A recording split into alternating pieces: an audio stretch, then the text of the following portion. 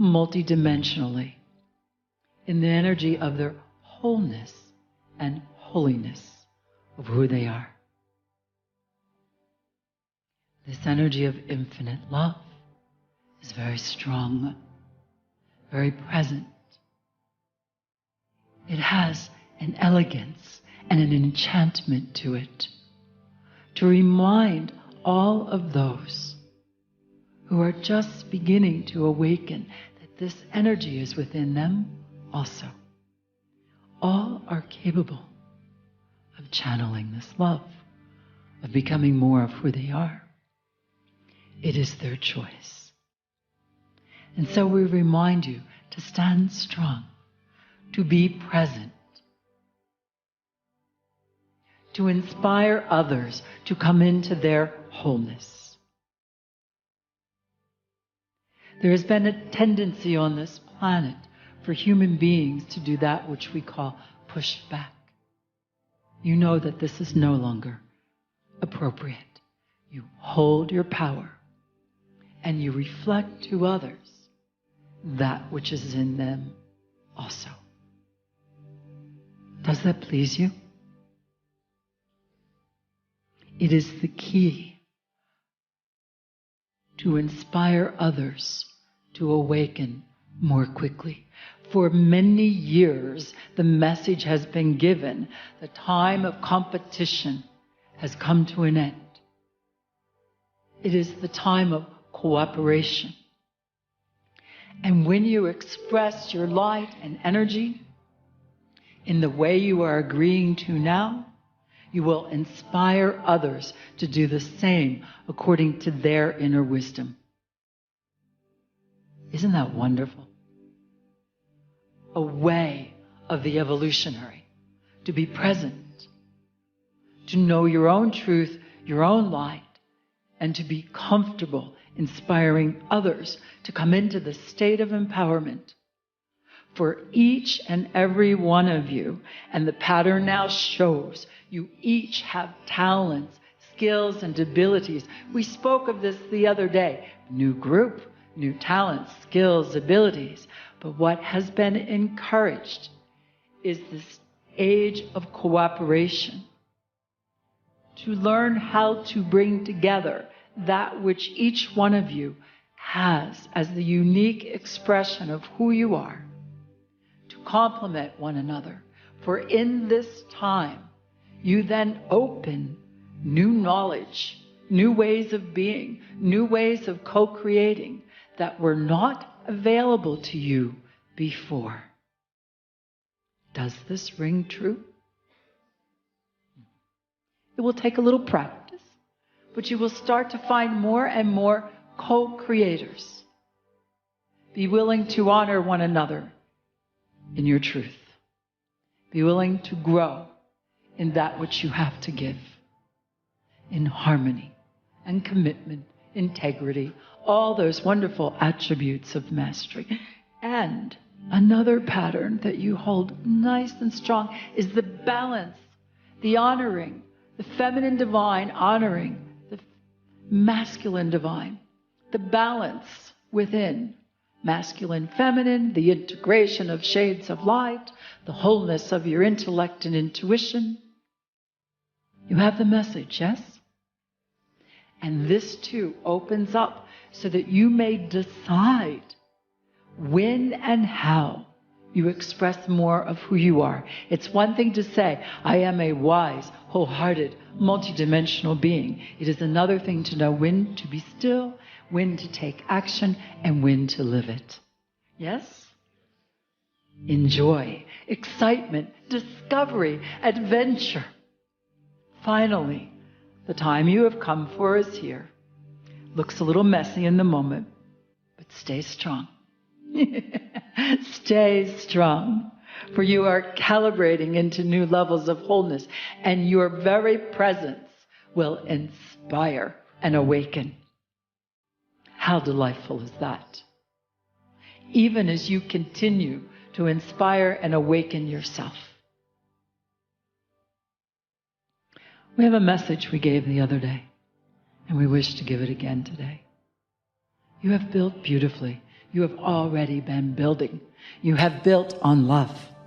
Continue to grow in your ability to build in the energy of infinite love. And with it, we want to tell you, as we told the other group, there is time.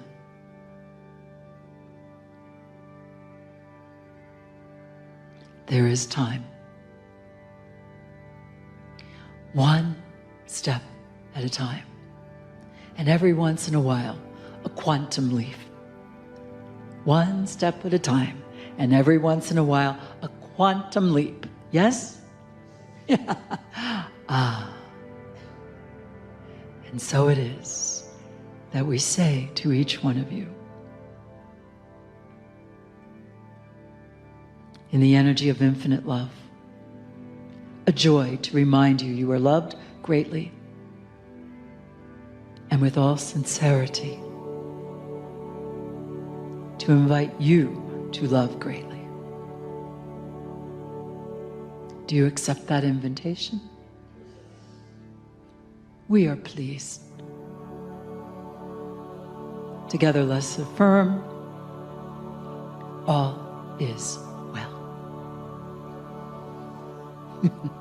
All is well. All is well.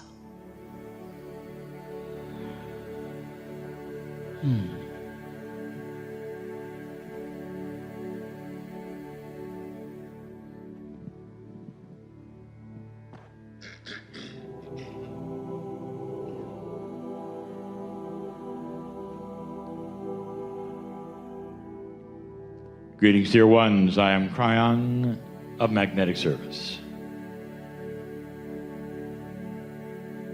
I am aware, Spirit is aware, of all those who are here. Also aware we are of the season that is upon you. That some of you will say just passed, and yet it will come again. A combination of All Hallows Eve and All Saints Day. This is the Halloween channel. I will title this channel Things That Go Bump in the Night. Reality, dear ones, for you is odd because it's based only upon what you perceive. It's almost like a statement that every human says, that says, I am in a box, and in this box there are things that I perceive, therefore there is nothing else. Indeed, there will be those who would never be caught in this room or listening to this message because they say it is not real. They'll say it is not my reality. I cannot understand it. It talks about things I cannot see or touch. That's a statement that says, I will stay in a box. There have been some interesting questions about reality. If someone starts to say, well, I only will adhere to what I can touch and what I can see, then you say, well, explain gravity. It's invisible. And they say, yes, but we can measure it, so it exists. Explains the magnetic field. Invisible. Yes, but we can measure it, so it exists. Tell me then about love. And they will say, we're not answering any more questions. If you start to begin to challenge that which is seeable and feelable, touchable, there are many who do not wish to speak to you any longer. There is an interesting question. I would like to answer it as fully as I can about multiple realities. And it goes like this. Is it possible that there is another me in another dimension doing the same thing I am here on another earth at another seemingly time, but simultaneously? You've heard that. And it's such a common question that there has to be something that would make you ask it. This very thing has been asked in physics books as well. Is it possible that there are multiple Earths in multiple dimensions doing the same thing? Are you then existing in many places at the same time, on many Earths? I'm going to give you the answer, but the answer may confuse you until I try to then put it together. The answer is yes. Did that surprise you? But all of those multiple Earths and multiple yous are happening simultaneous right here. What it is you are in a multi-dimensional reality existence. Therefore, what is real to one person as they awake and have more awareness, they're able to see more things. They move into the next dimensional reality on another Earth in that dimension, but here. So it's all happening at the same time. This explains why there are so many who only see a certain reality, and there are others whose reality is expanded so much more. They are in another dimensional reality at the same simultaneous time of everyone else. You can have so many paths, but indeed, there are humans seeing things, experiencing things, going into that which is so esoteric, you might say, but knowing it is so real. Or sometimes even the angels will show themselves, where joy is there and love is there, existing simultaneously to one who sees none of that. They're together in different dimensions in the same place.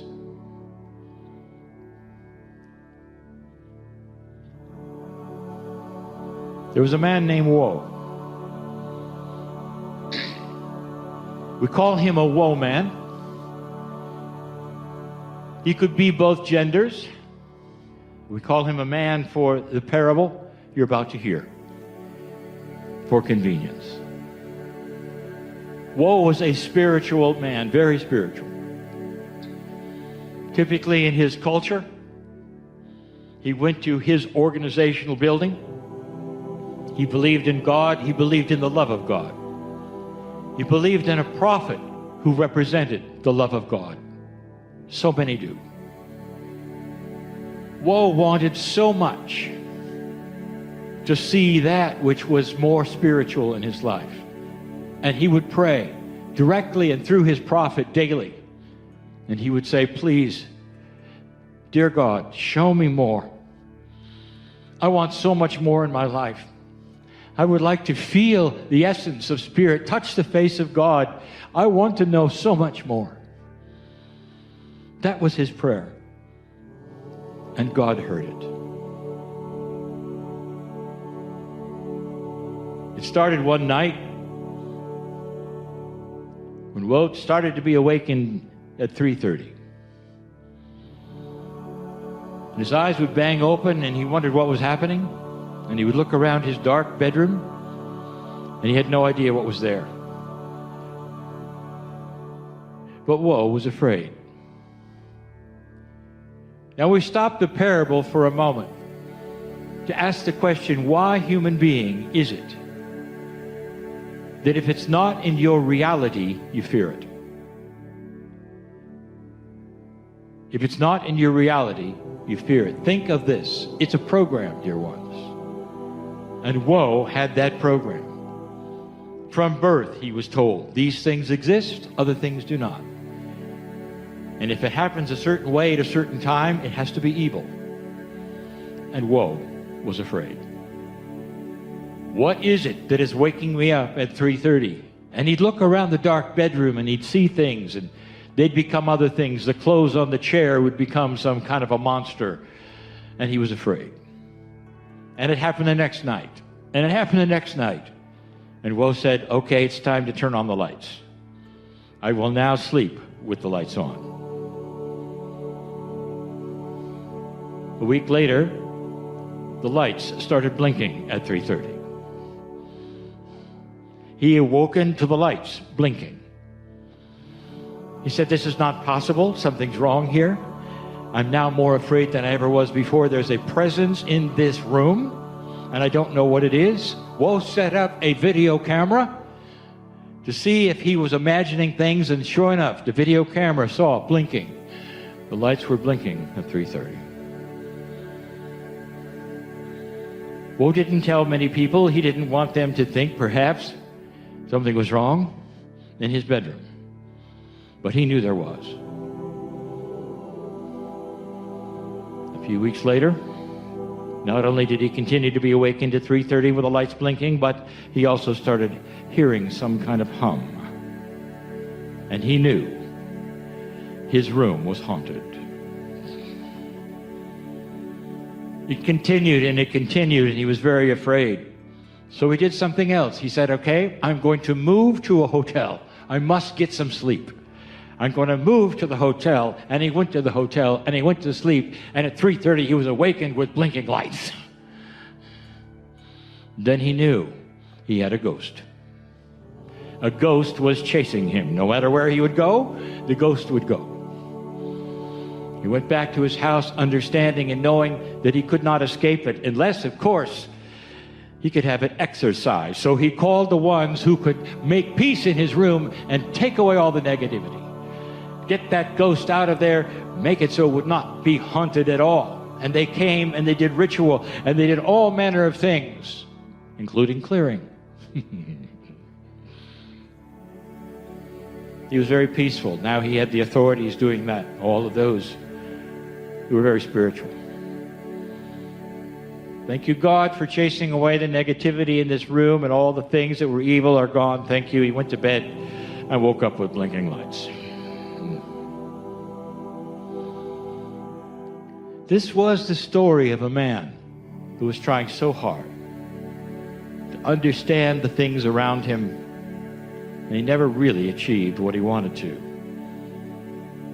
Woe's story, his narrative, his reality, was so programmed into him, he never understood truly what was happening, and he was constantly afraid.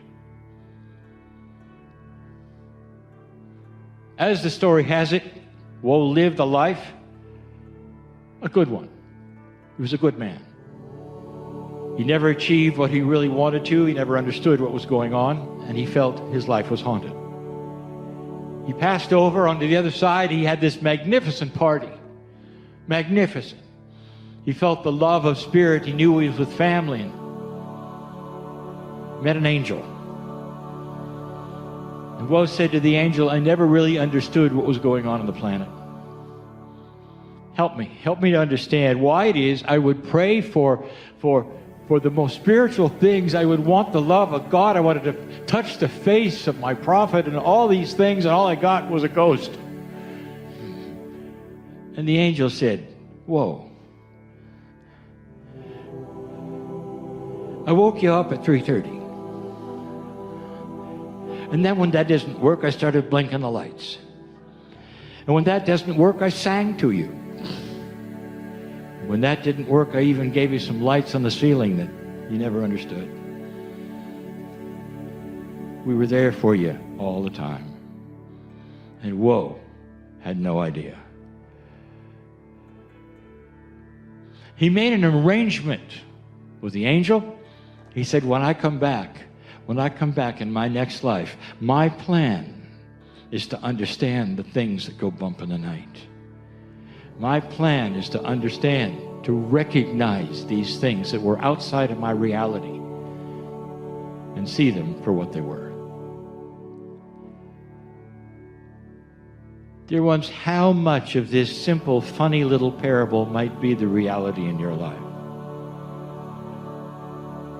You are programmed to be afraid of what you don't understand. All of you, at some level, are programmed not to understand anything beyond your reality. And so when Spirit starts to flood in, do you feel fear? When Spirit starts to do anything else that might be the answer to what you've asked for, do you push it away in a subconscious way because you're not ready for something you don't fully see or know about or think is possible? Do you limit yourself in a box and say, this is what I believe? Do you, at some level, exclude the miracles that want to be in your life? Now, that's a question to ponder, is it not? And that's what this is about. I'd like to tell you something. The creator of the universe sits on you with an unimaginable love and caring, and wants to have you achieve absolutely everything you need to live a long, peaceful, loving life. And that's the truth. And if you're not receiving that, that's because you are stopping it with something in your imagination. The ghost of your own making. The fear that you learned that isn't so. Right now, you might even affirm, dear Spirit, let all things inappropriate in my life start to dissipate so that I can see the light that is there for me. Let all the things that might create fear in my life because I truly am afraid or don't understand, let them start to crumble in a way that I'll see it crumble and feel better daily, so that at some level I'll leave here differently than I ever came, leaving this city differently than I ever came, and know that something happened. Old soul, this is your legacy. To go beyond the reality that you think is yours. To go beyond that anyone told you is possible. That's why you're here. You sit in a chair and you knew it before you came to the planet.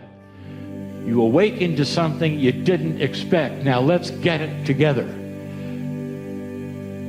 It's why I came to this planet 32 years ago, and why this work has then been pointed to this moment in this time, to heal old souls of things that go bump in the night.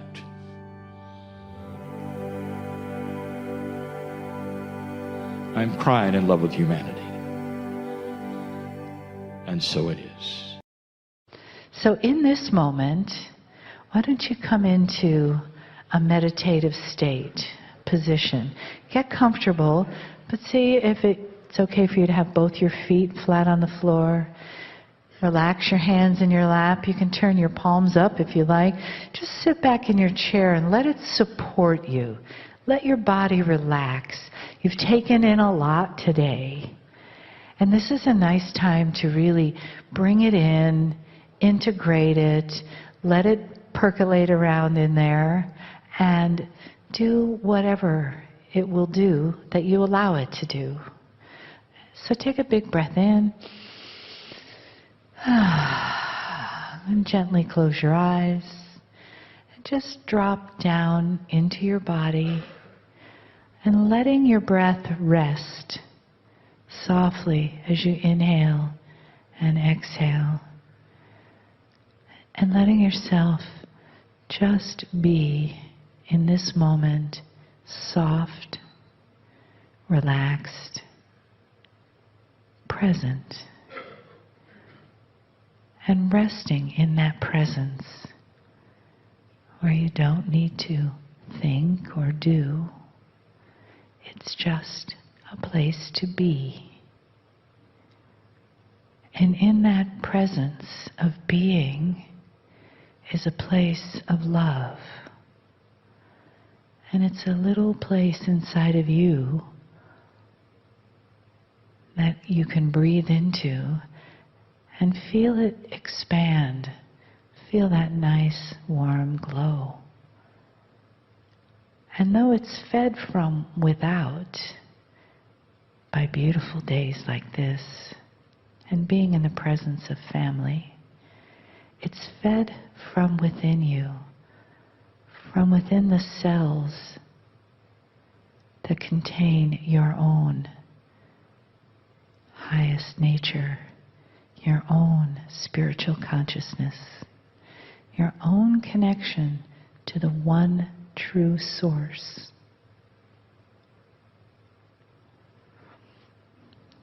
Take another breath.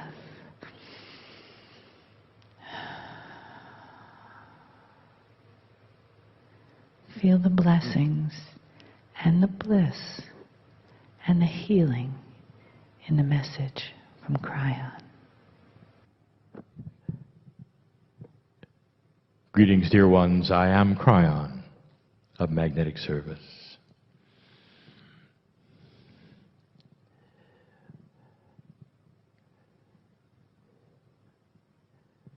I would like this to be an informative channel,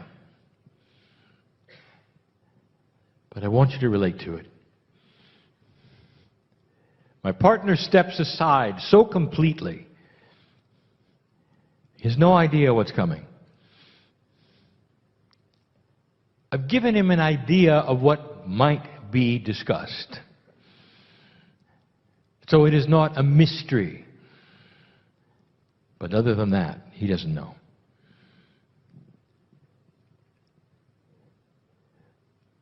Dear ones, I want to do something that sometimes is dangerous to logic. And what I mean by that is your logic will take over. So it's dangerous information because your logic intercedes. I don't like to give you lists. And the reason is because you always make them hierarchical. Number one is more important than number two. Or reversed. Anytime anything is delivered, 1, 2, 3, 4, there is a tendency with a logical brain to put one above the other because it was mentioned before the other one. So let me ask you, what other option do I have than to make a list? I cannot give you everything at once. That would be quantum. So I must give things to you one by one. I number them. So I'm going to set this up. I want to give you information that is for all old souls and light workers about those types on the planet that are working in a solution mode to solve new energy puzzles in cooperation with other light workers.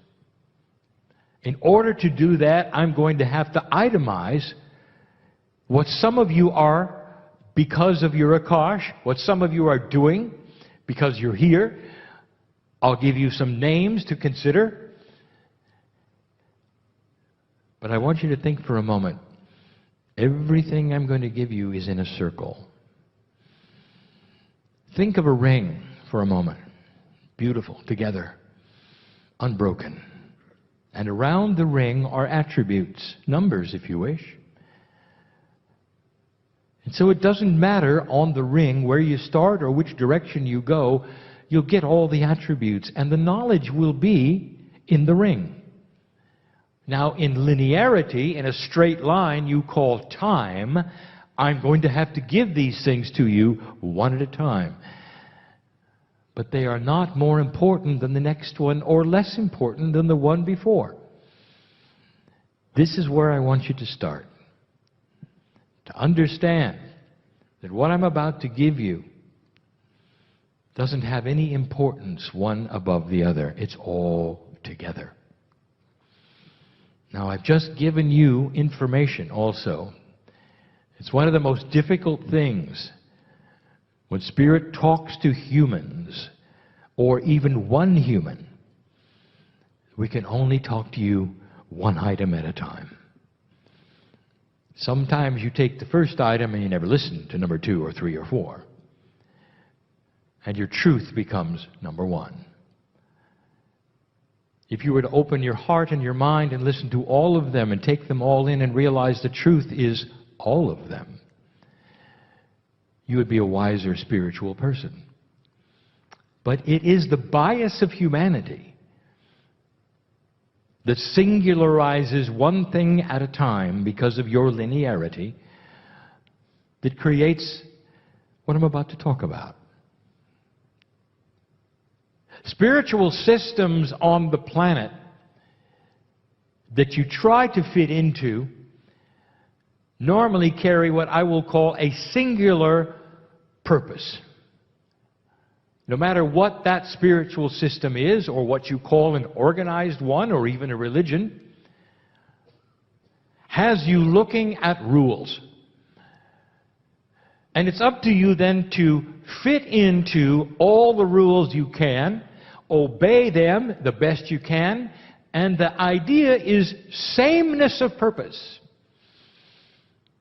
In some, you would all wear the same thing, act a certain way, meditate at a certain place, pray at a certain place, do this or that at a certain hour, bow in this direction, and all of you do it in the same way.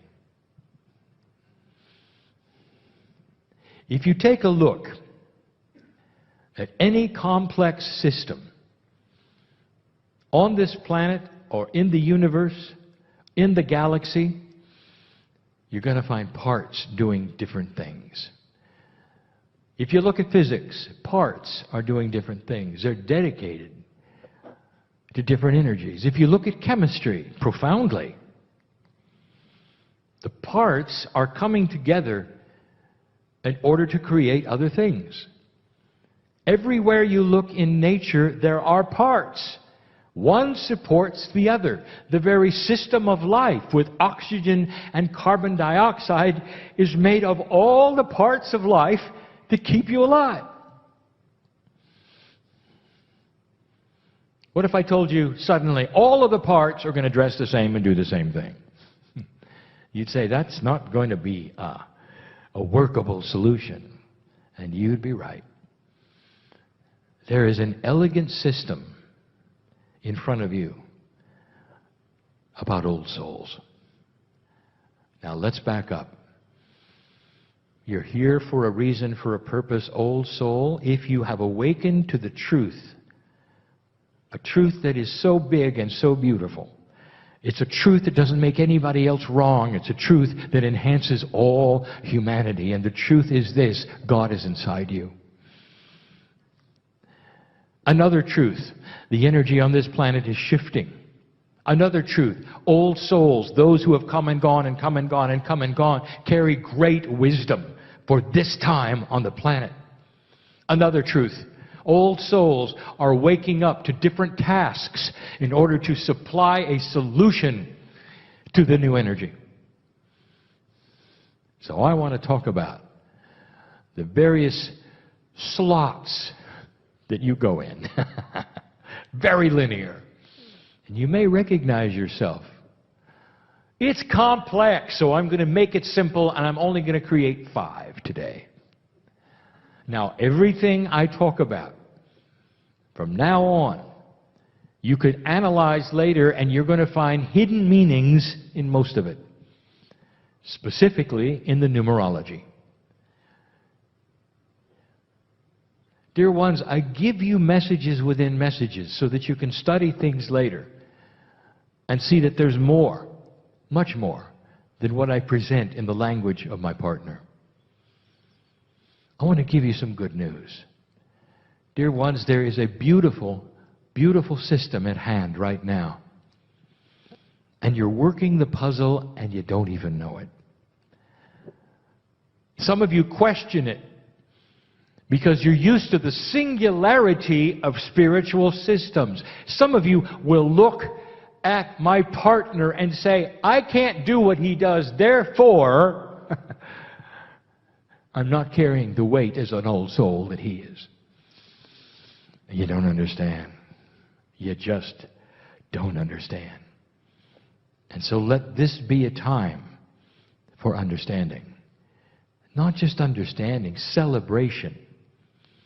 There are those listening to this who need to hear this. It's easy. You all have different jobs. And the thing that drives them and puts you into that areas or slots in the circle that we want to create, in the ring, is your Akash. The energy of who you were and what you've done creates who you are now and what you're doing and how you feel about it. That is specifically spiritual. It can also be in 3D, what you're interested in, your talents. But we're talking about old souls and spiritual purpose, what you're doing while you're here. It is dangerous to categorize humans in any form, because the singularity of your bias is then going to carry it further. Well, I'm a this, I'm a that, therefore I'm going here, or I'm not doing this. I have to ask you to suspend all of that and just listen. I want to tell you about old souls, what they do, how they work together in the ring. The beautiful ring in a circle that's golden. It's a circle of love and creation. And the old souls and the light workers come into this planet at a perfect solution, perfect numbers, creating perfect balance. And you never even know there's a system. I want to start with my partner and those like him. I'll use terminology I haven't used before. Akashic entanglement. What do you know about the word entanglement? Very little, actually. It is a fairly new word created by your physicists, and basically it means a shared reality. If two things are entangled in physics, they both have the same reality, even if they're removed one from another in different places. It's a quantum expression. Shared reality. One who is entangled when they're Akash is sharing the reality of something that pushes on them from the past. And it's hard for them to decipher the reality of that which is earthly from the reality of that which is either in the past or on the other side of the veil. And so they are driven. Now there's a word in the universe, in the galaxy, in the solar system that is used in astrology. It is a metaphor. The word is yod or yad, Y-O-D. In astrology, it is an alignment of three things that is unique and special, that doesn't happen very often, that creates an energy of those born with that to be pushed and focused in an unreasonable way. They live and breathe what they think they need to do. And it comes from the Akash. It doesn't happen, dear ones, just because you're born. It happens slowly because you go into realization. You realize it. And this means that is unrealized becomes realized. It goes from the non-existent to the existent with conscious decision. In other words, if you choose not to accept some of these things, they'll never occur to you. But once you start the path of examination, they'll capture you in a good way and push you so hard that everything you do is about one thing. The category like this of Akashic entangled old souls are those who are pushed to do work. Some are channelers, some are authors, some are writers, some are speakers. And their lives are not normal.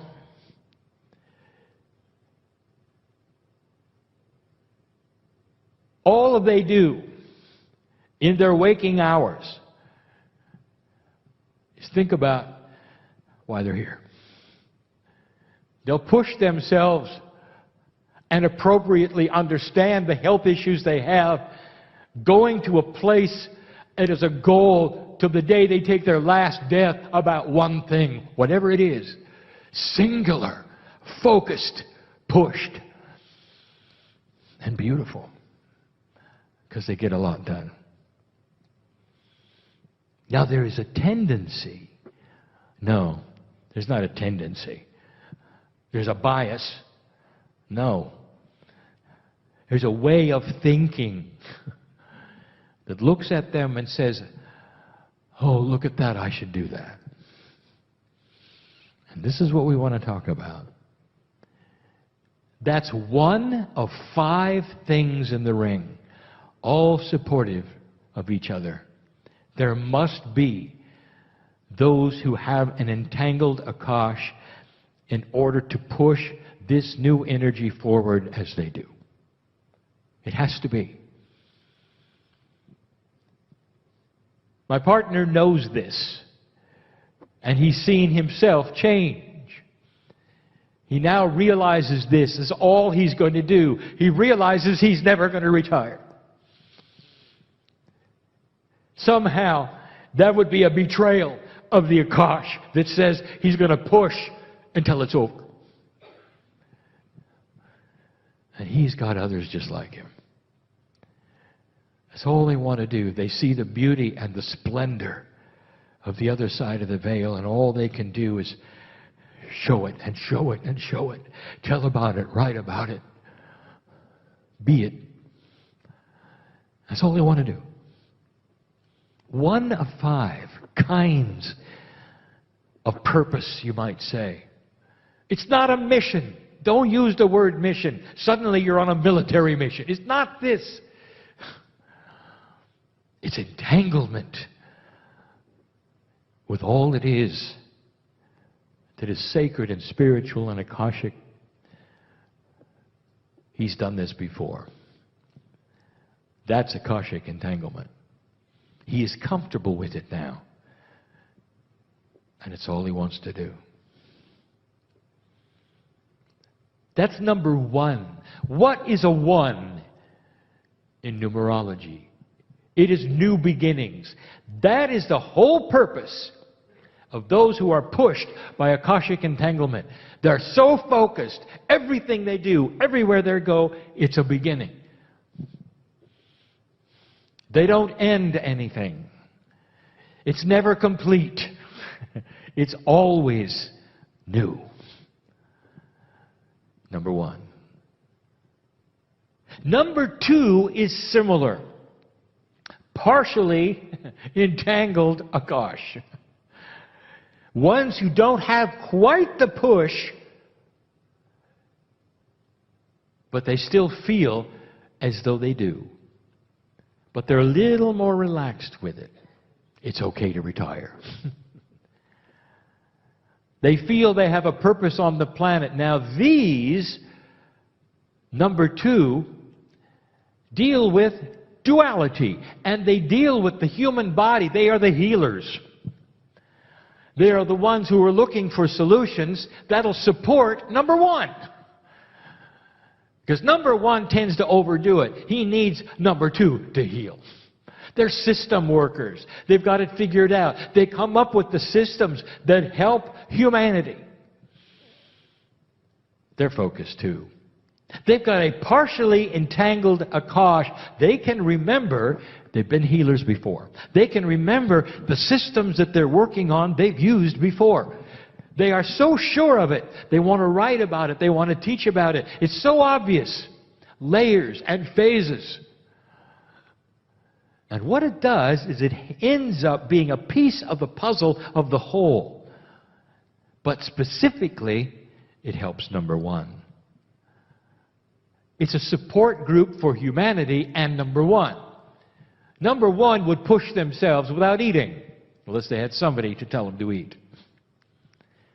Number 2 would develop what to eat. There is a beautiful system of helping. It's like a Swiss clock where one notch fits in the other. The thing that ties these together, and I'm telling you even before I give you the rest of them, the thing that ties all this together is synchronicity. When I'm done and finished today, I will have given you 5 types. It's a tendency for you to say, which type am I? Did I tell you you could be 2 or 3 of the same? Did I tell you there's a crossover? Did I tell you there are gray areas? Did I tell you it was quantum?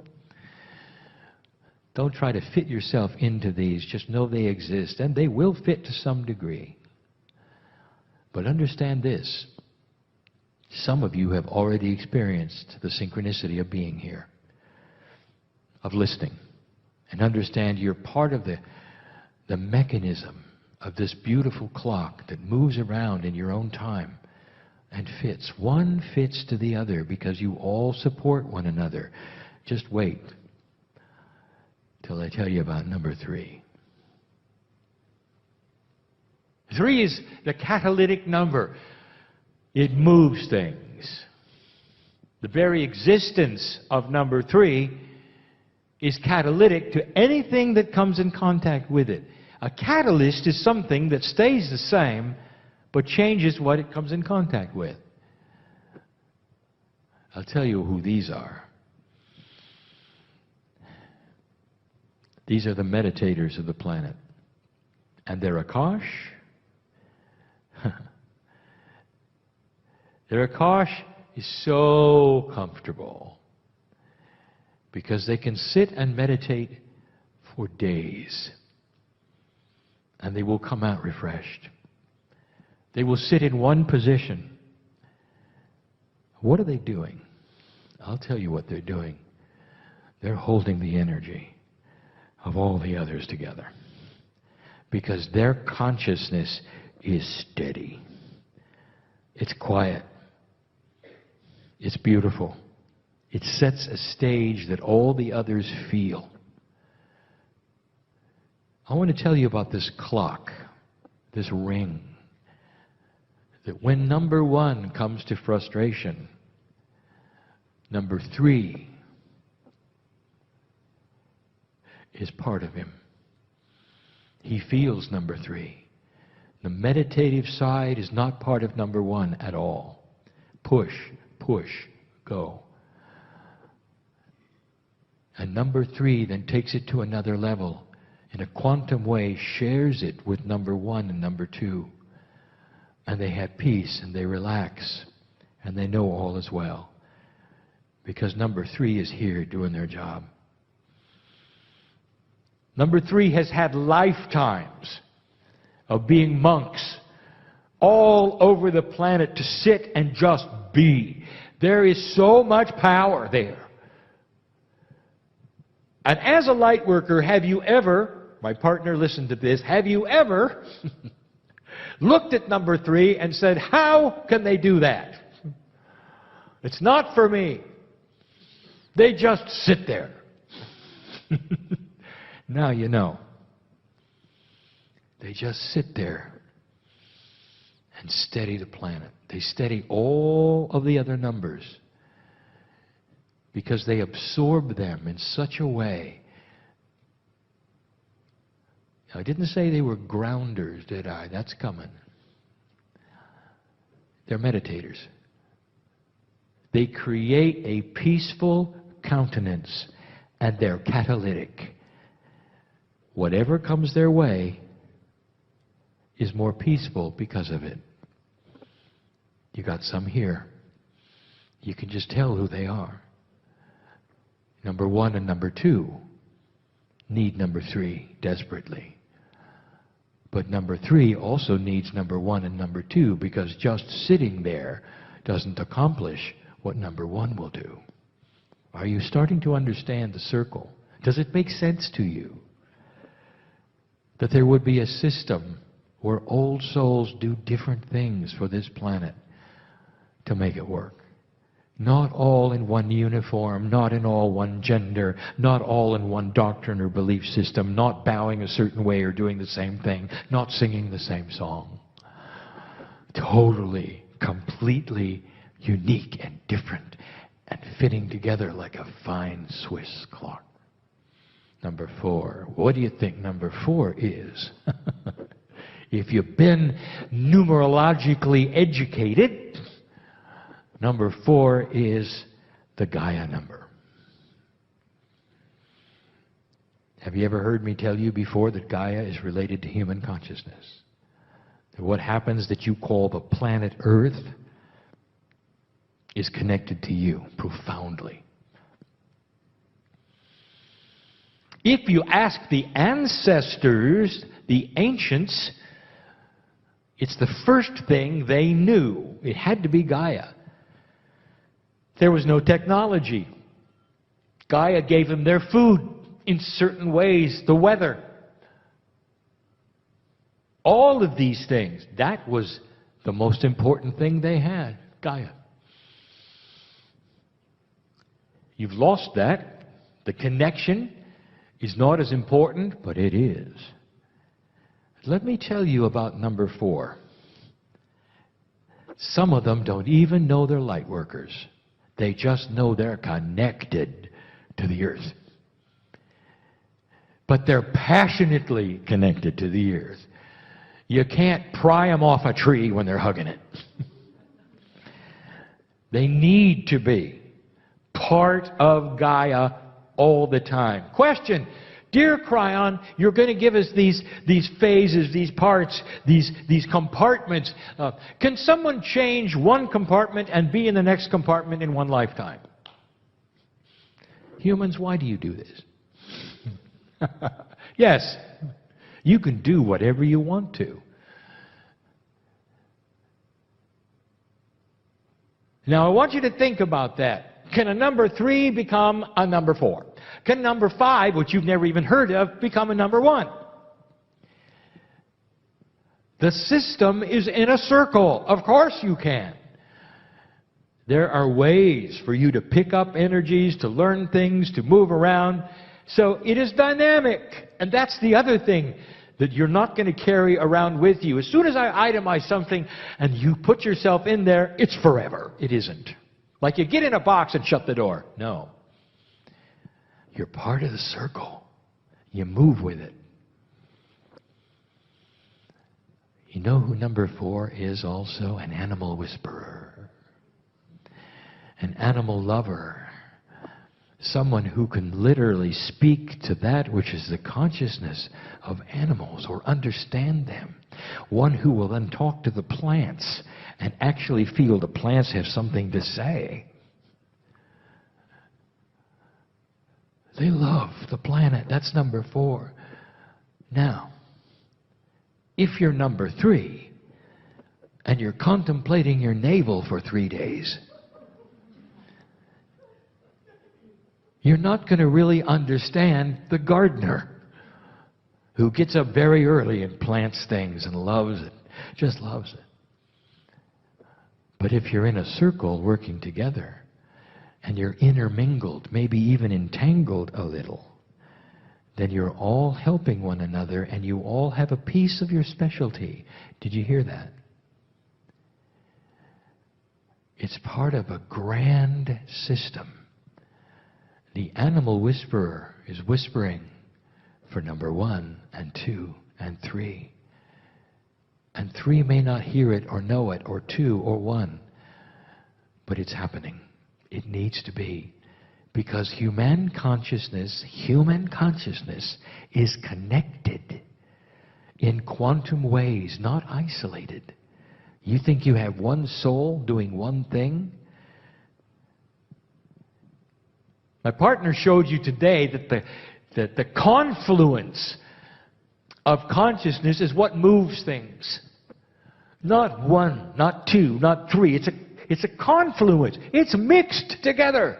If I'm telling you there's a ring of workers that help one another because they intermingle their consciousness, but they have specialties, that is you. But when you put it all together, it creates things. This is what a quantum system is like. Made of many parts that mix with the other parts, and some of you don't even know you're mixing.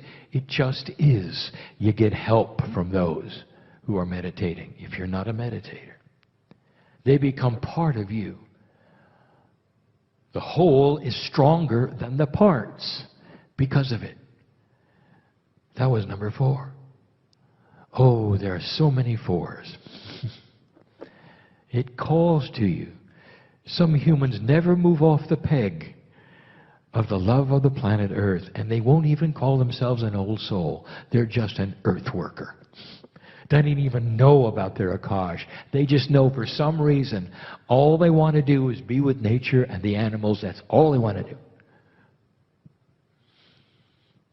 Never realizing that it's shared with number 3 and shared with number 2. And the one who's working on systems and working on systems is also hugging the tree. And that Gaia is felt in all the departments because of number 4. That peace is felt in number 4 because of number 3. Because the one is doing the work and sitting there for hours and hours still and meditating and peaceful for the rest of them. For the number 1 who's going out and pushing and pushing and pushing, it's to change the planet for the rest of them. You're beautiful. Number 5 is the last one for now. Change. Who is the biggest changer of the planet? Well, it has to be number 1. It isn't. Number 1, she does her job, he does her job in ways that's so focused and pinpointed that it's going to take years to make a difference. And then only to certain people. No. It's number 5 that makes the biggest difference.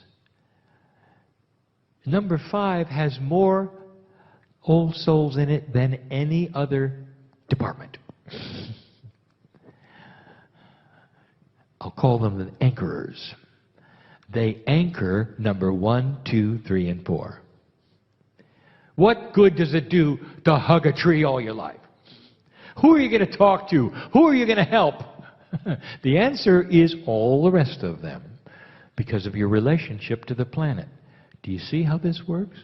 Now, number 5 is going to anchor number 4, especially number 3, who would float away if there weren't an anchor.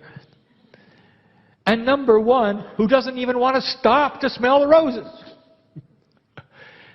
Number 5 is the old soul who goes about their life without writing a book, without being on stage, without doing anything important, quote unquote, as you perceive importance, not understanding that they are walking like the masters walk day by day on this planet and spreading compassionate action. Compassion, the key word, we've used it over and over, is that which this planet needs to change. And by your actions and those who see you, this planet moves. Every day you go to work, you have friends, you have family. How do you treat them? How do you act on the freeways? How do you act in the hallway? Is it compassionate? Do you see God in others? That is an anchorer. It does more to help this planet, and number 1 through number 4, than any of them together. The anchorer is the compassion that this planet needs so that all the others can work. You all need what you all carry. Who are you? Maybe you're a combination of several. It's okay. Because they're not singular. I put them in 5 compartments. Now I'm going to tear off the walls of the compartments and mix 1 through 5 together in a blender. That's quantum. You don't really understand that. But now you know that there is a system. That's why there are so many varied interests, and you can say, which one are you, or what are you doing, not understanding. You're doing everything. You're supporting all the others. Number 5, I want you to listen to this. What you're doing by simply walking this planet in a compassionate way is critical. Without this, 1 through 4 won't accomplish anything. Number 1 can pound the message home to an uncompassionate earth, and it won't matter at all. Number 2 can have systems and healing to an uncompassionate earth and nobody's going to hear it. Number 3 is going to sit and ohm for years and it won't do a bit of good to an uncompassionate earth. Number 4 can hug all the trees they want to and be connected with the guy, but unless there's a compassionate consciousness on this planet, nothing will change. Number 5, it seems like I'm saying you're most important. Not really. You're just important. When you leave this place, think about this. Every action of kindness and compassion you have that is outside of the human nature that you've studied and said was correct, or that you learned in psychology, everything you do that is compassionate changes those around you. You're noticed. People notice because that's not the norm. Have you seen the television programs that those who market television programs in an old energy think you want to watch? Let's tune in and watch families argue. As though you didn't have that already. You have to have some more. How about a program? Let's tune in and watch compassionate things happen. Let's watch people being nice to each other and victories happen and tears of joy and compassion because people love each other and do things that they didn't expect. Those most benevolent outcomes. What kind of a program? Would it work? It will someday. If you look at the marketing of today and what's happening today, you see an old energy. It's still there. That's why you stick out. When you're compassionate, people don't expect it. You're standing in line and you see a stranger who has to do something before you because of their schedule and you move away and you say, come on, get in here. And they look at you and go, are you real? That's a small little compassionate thing because you're looking to see the needs of others, comparing them to the needs of yourself, realizing what you can do for a most benevolent outcome and help their synchronicity. That's mastery. That's mastery. Number 5.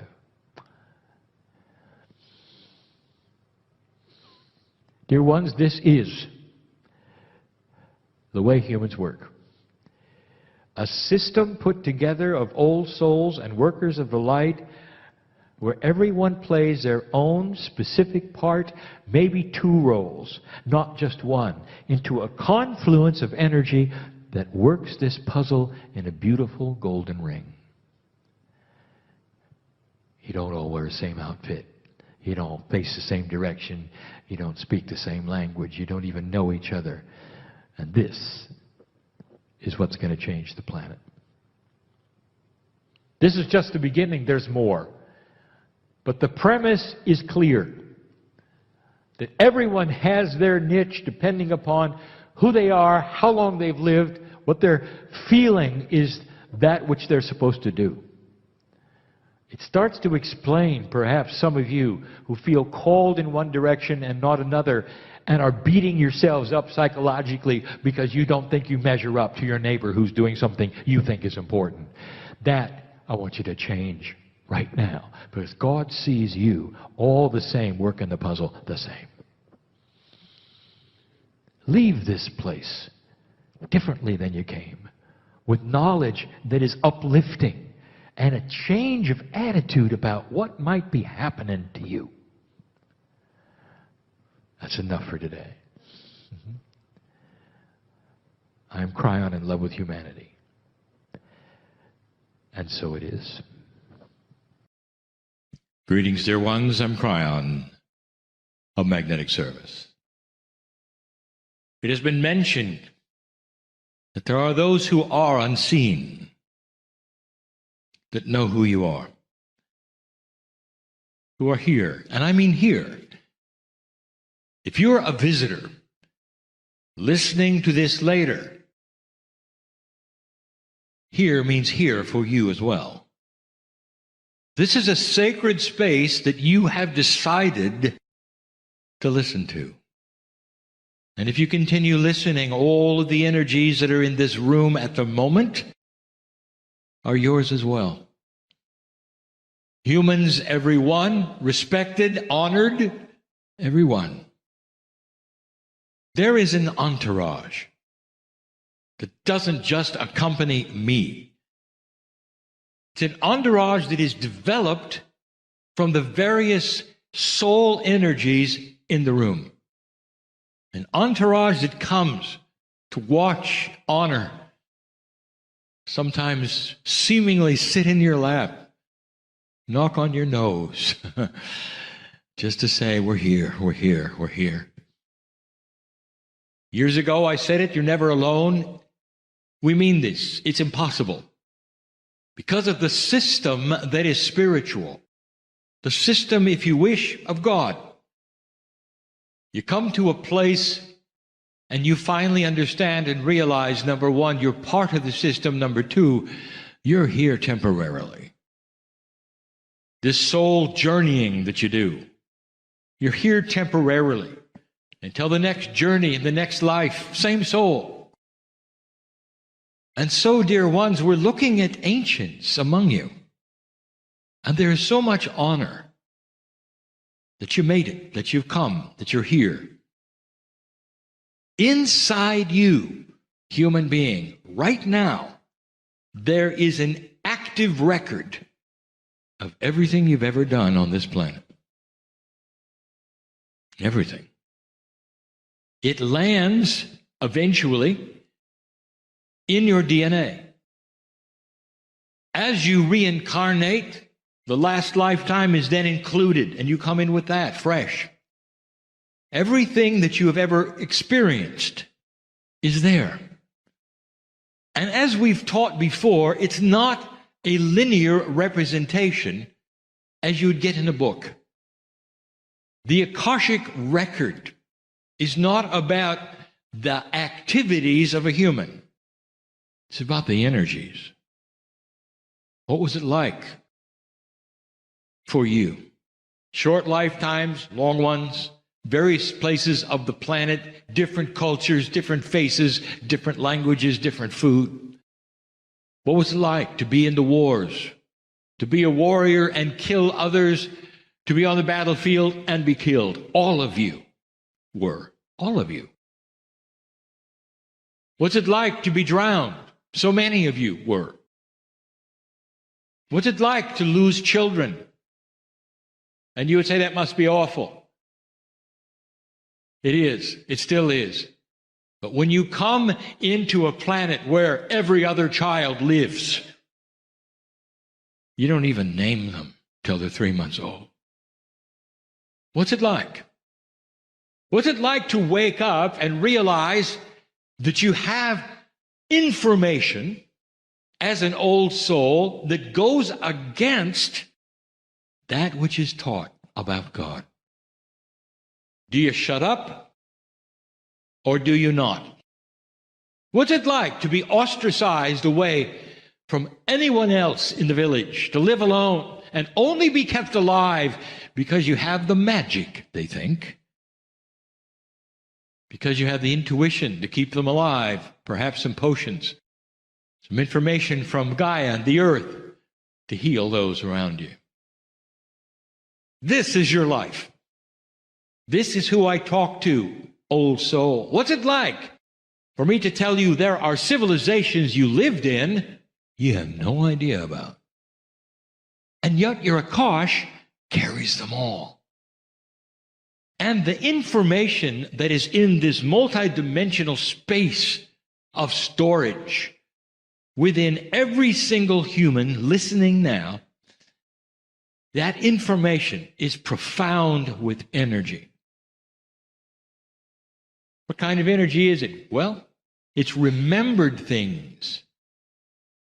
We've talked about this before. We've said the difference between the Akashic Records reaction and what it means 10 years ago and today is vastly different. That's what's changing. In an older energy, the Akashic Record comes up and it then gives you information of remembrance, and sometimes it's difficult. Why would that be? Kryon, why is the Akash so disturbing to some that we have to have readers help us to dismiss certain things in our memory? Keeps us awake at night. It's difficult to work with. Why would that be? What kind of a system does that? And here's the answer. It's a system of free choice. As goes the consciousness of the human being, goes the consciousness of remembrance of the Akash. You remember dramatic things. Things that go bump in the night. Things that you don't want to remember. Feelings you can't explain. That's been the way of it. Until now. Last week we gave you information and exercise, words if you wish, and reminded you of the power you have over your own body, and in this energy, the appropriateness of reframing the Akash.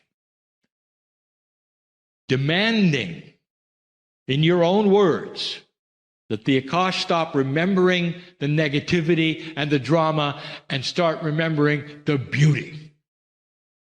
Remembering the good times, what it felt like for all of you as a woman to give birth, what it felt like for all of you as a man to watch it, the pride, the joy, the overwhelming beauty, the benevolence.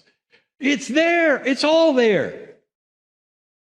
To command your Akash to stop with the old energy programs, the tapes that play, and instead give you something you didn't expect. Beautiful memories. It changes that residual buzzing in the background. We told you that. Now, where does it go from here? It may seem like we're going to skip around, but I'm going to tell you what has happened to the Akash, what it became. Now, the Akash has never changed, but human beings saw it and rewrote the rules. I'll tell you about that. So you have a bit of an understanding about the buzz that some of you have. But not before an update.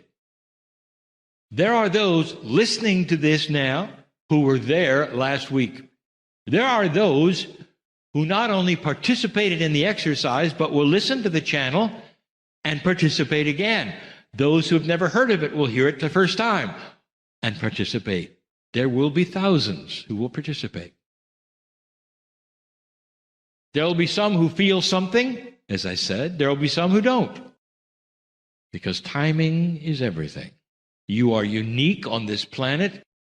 There is never a time when we give you information of one esoteric pill does one thing for everybody. Doesn't. It doesn't. Some of you must work at it and work into it, must do it a number of times if you wish. Although I'll tell you, the body hears it the first time. Oh, it hears it. Hears it and starts working on it, even though you don't think it does. Here's an update. There are some of you, not necessarily in this audience, but the ones hearing me now, who've had some interesting dreams all of a sudden. A dream that would put you back into circumstances that were uncomfortable. Circumstances that made you less than. Putting you back into a time when there was betrayal. Putting you back into uncomfortable work situations or things that happened.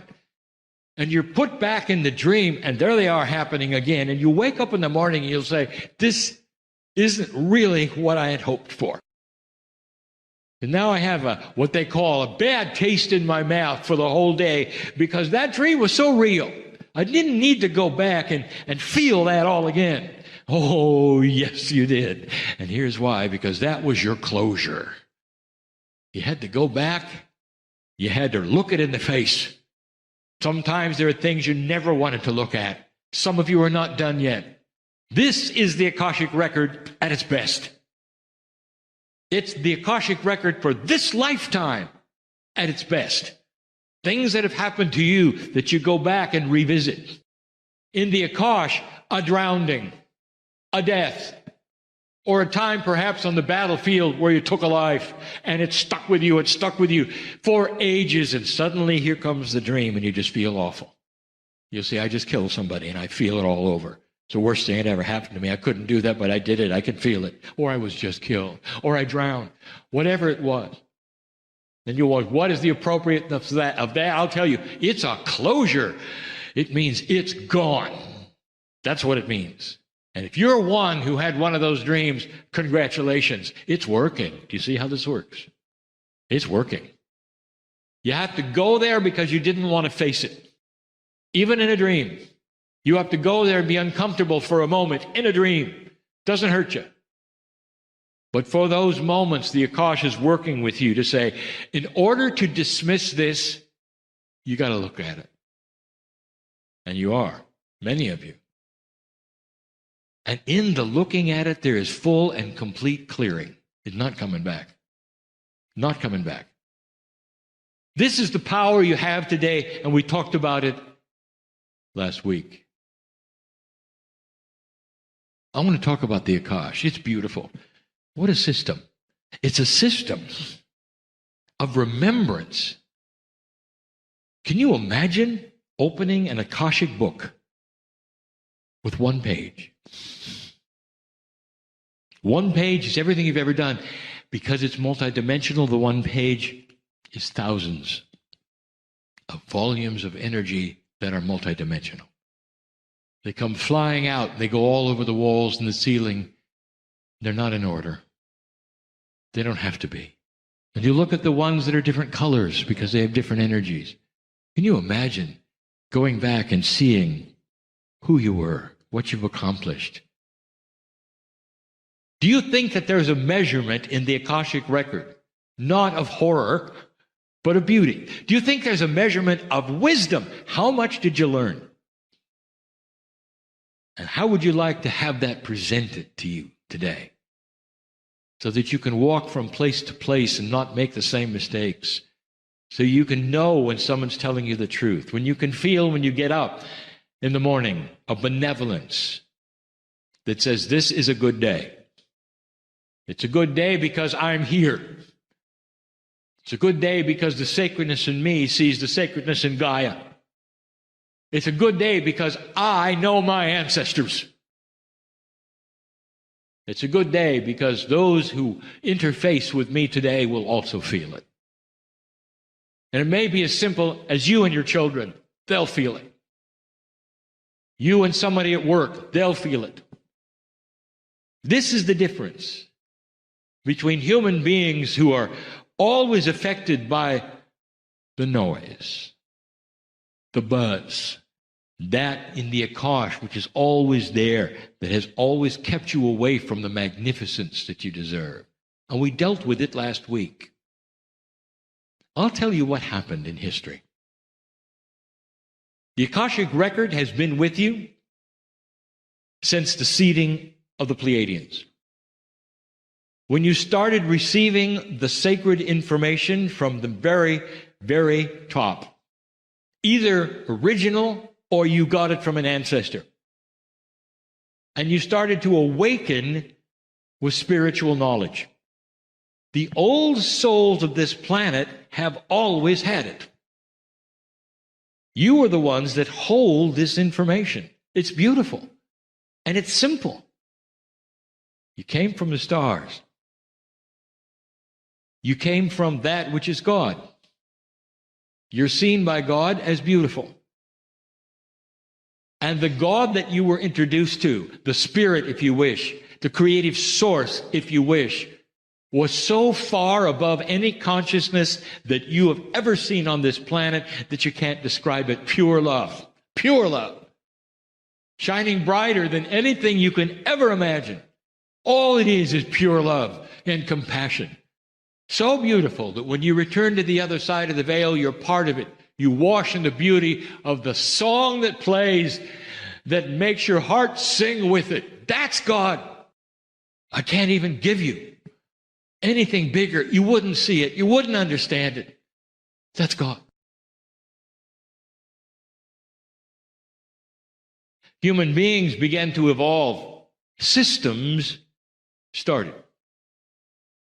One of the first systems in this civilization you call Hinduism. We have spoken of this even in India, where we, for the first time, revealed things. This was the original system approach, later becoming that with Buddha. But it featured something. The Hindu system was profitless, right to the source. You didn't go through anyone. Nobody had to do anything. There was an acknowledgement of oneness with everything. There still is today. But the Akashic record developed into something different.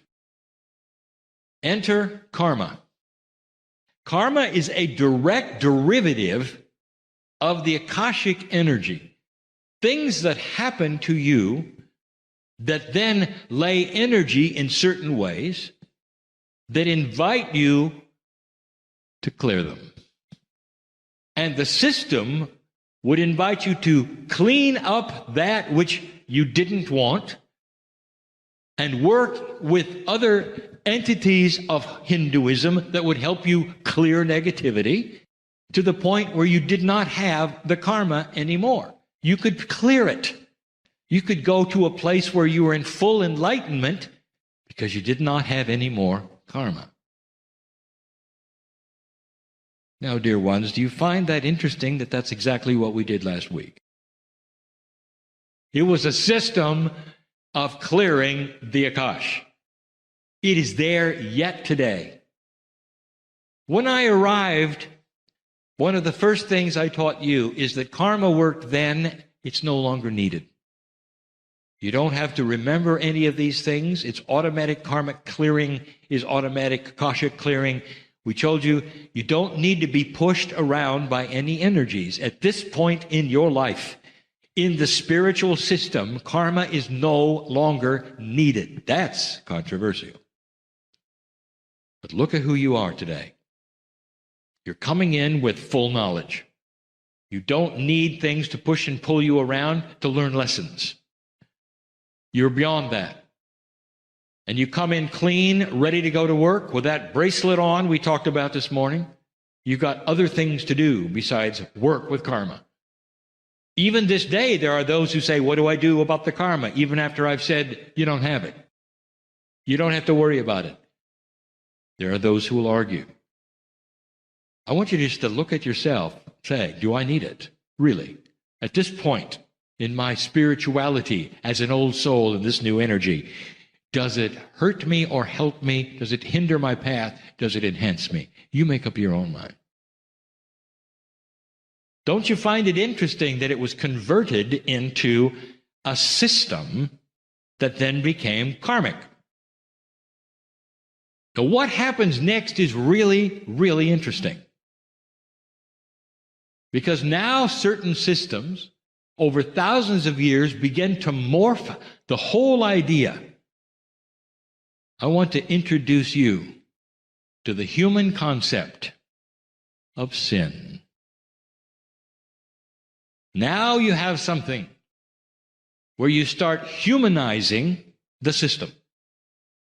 Humanizing is the word we mean that you reduce all of the parts of the system to fit within what you are, to be that which is human nature.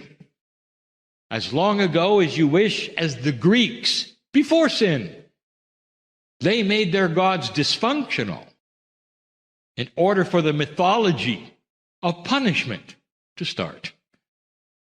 That then graduates and graduates, and finally you have a God who looks at you and judges you for your behavior. Sin is supposed to be defined as anything that displeases God. And I have something to tell you that you may or may not grasp at this point. God is not a human. There is nothing like displeasing, pleasing with the creative source of the universe. It's pure love. It doesn't think like you do. It doesn't have the constructs like you do. There is not even the beginning of a consciousness that would even be close to what you have. Not even close. And yet, you have developed a system, a beautiful love of God, and at the same time, you've made God a bad father. Would any of you take a child, no matter what they've done, and throw them into a place where they're going to be burned alive for eternity? Which one of you parents will raise your hand and say, well, yeah, they've done some bad stuff. That's what they deserve. And there's not one of you. There's not one of you. And yet you place that on the creative source. Yep, that sure is the way God works, you say. No, it isn't. The entire construct of sin and punishment developed completely and totally from the human mind. A human being's construct put upon the Almighty, creator of the universe. Does not work that way. There were no wars in heaven. And all of this literally coming from the Akashic record. Because the Akashic record has certain energies that when you morph these systems will create guilt. Now you are sorry for what you did that you feel in your Akashic record. It's getting worse, isn't it? Now you sit there and you don't know what to think. If God is real, is God displeased with who I am? I had a dream the other night. I'm not sure what it means, but I'm quite sure I did something wrong. That's why I had the dream. I'm afraid. I'm afraid I'm not doing this or that right or wrong. Never understanding at that moment in time. This is a derivative of that which is your Akashic record. The energies of your record literally were then converted into karma, then converted into sin and punishment. All these same reactions and feelings then getting lower and lower in a consciousness state to bring you to your knees, human being, where you're afraid of God. Afraid. There's an oxymoron here. It doesn't even make sense that you would bring yourself to a place where you would fear that which was inside you, which is the most benevolent, gorgeous, loving thing that ever could be there. Talked into it, trained into it. This may offend some. That is not the purpose. The purpose is to reveal and enlighten, to open the box, to unseal a grander truth, that there is no judgment, the God that created you out of love. Where is it going next? What's going to happen? Revelation on the planet? Compassion is coming? Reframing and rewriting some of these things that I've just told you. That's what's going to happen. I know this because I've seen it before. I bring you this history to show you where this has come from, what has become it. These wonderful secrets that you had, literally, as a Lemurian, some of you, from the original teaching wheel, had to go underground, not be taught, only be kept. Secret societies you think today are conspiracies. They're only ones who have kept the secrets of what you learned in Lemuria. And in this new energy, they're starting to pop out. You're going to see organizations start to reveal what they know, and they're going to be Metaphysics 101. You're going to start creating organizations yourself to teach these things openly, not in secret. And I remind you, it's one of the first times you've been able to do this without something coming after you or being shut down or worse. There are some who are still afraid to come out of the closet light workers. They don't want to come out of the closet because the last time they did, it was awful. And now it won't be. Now I'm going to give you another concept just to make it really confusing. If you're going to become a bit more multidimensional, dear ones, you're going to now have to deal with a different kind of attribute in your Akash. Stand by. So let me reveal, again, the summary, that in this new energy, as bad it has become, the systems that gave you these things will start to be more enlightened in their approach. They will start to see that it's not commensurate with the love they teach. There will be a lightening of the load. Rules will change slightly, as they have over the eons and decades. It'll start happening again. There will be a return to one of the original ideas that God is inside of every single human. And the respect of that will be seen as primary, no matter who they are or what they believe. That's what they'll have in common. This starts a world that will pull itself out of where they are and have no more war. That's the summary. Now let me tell you something you need to deal with.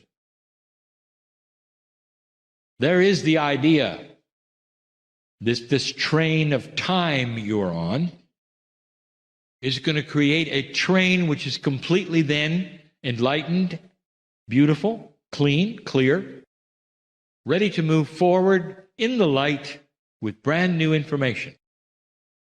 Now here, I'm going to tell you something, because there will be those who will ask this later when that doesn't happen for them. This is accelerated, advanced information about your Akashic record that you will have to deal with in the ways that you will have presented to you, and also we will talk about in the future. Time is in a circle. Always has been. Time is in a circle. Imagine a railroad track. You are on that track as a train, as a human being, a human train, and you are chugging along on that train. You can go as fast as you or slow as you want, but the train doesn't back up. It always goes into the future. That track is always ahead of you, and what's behind you is what you've done. Now that's how you see it. Now I want you to add a little wrinkle to that. That track goes all around the planet. Forget for a moment that you can't put a track on the ocean. Just pretend. And then that means that eventually your future becomes your past. Are you with me so far? Because you're going to start running over the same track in front of you that is your past. And what is it exactly in your past? It's etched in stone in your Akashic record. And whether it includes one civilization or two, it doesn't matter. The concept is this: you're going to meet your Akash in the future. Some of you won't understand what it is and consider that everything you've done has failed, because here it is again. Others of you will recognize that, aha, this is a fractal in time. It is laying on the track because the track remembers what happened. And instead of me absorbing it and taking it on and having to do all this again, we're going to clear it as we go. We're going to expect it to be there. And we're going to see it, and we're going to clear it before it ever shows up. Is this too complex? As my partner explained it as I've given it to him, these are the questions that only the future will answer. I've just given you something that's valuable so you won't think you failed, dear ones. Because those of you who have cleared and gone to this place where you say, my Akash is no longer there to irritate me and the benevolence is only there, and suddenly there's something negative. This is the 3D human in the past who will say, see, it didn't work. Then you reveal you didn't expect it to work. Then you reveal, and then you reveal. State of mind, how much you cognize these ideas. I'm telling you that there are things on the track in front of you for you and the planet and all these things that will appear, and you will think it's a return to the past, and it isn't.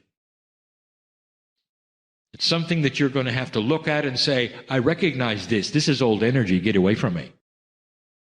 You're not going to go through this again. Give it a name. Put it away. That's coming because you are now covering the same track again that laid those eggs of the Akash that you cleared. Will there come a time, Kryon, when we can clear all of the Akash, including what's on the front of the train? That's an Akashic clearing that would be past, present, and future. That is more complicated. And that's the next step. I'm telling you about this so you won't be surprised. There will be coming processes to help you. But as you understand it, when it comes at you, you won't be confused.